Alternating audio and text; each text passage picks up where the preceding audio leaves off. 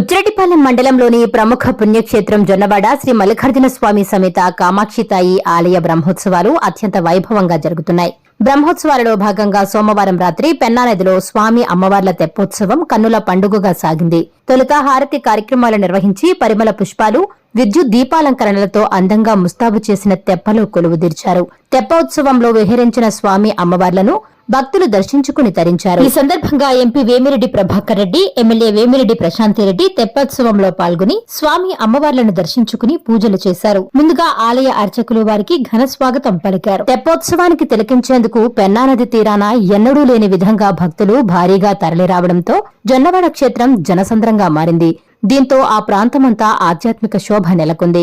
ఆలయ ఉత్సవ committee chairman Tirumuru Ashok Reddy, ఆలయ కార్యనిర్వహణ అధికారి శ్రీనివాసులరెడ్డి ఏర్పాట్లను పర్యవేక్షించారు. ఈ కార్యక్రమానికి ఉభయకర్తలుగా హైదరాబాద్ కు చెందిన మారం శ్రీధర్ రెడ్డి, మౌనిజమ్మ, నెల్లూరుకు చెందిన పచ్చిపాళ్ల వెంకారెడ్డి, ప్రమీలమ్మ దంపతులు వ్యవహరించారు.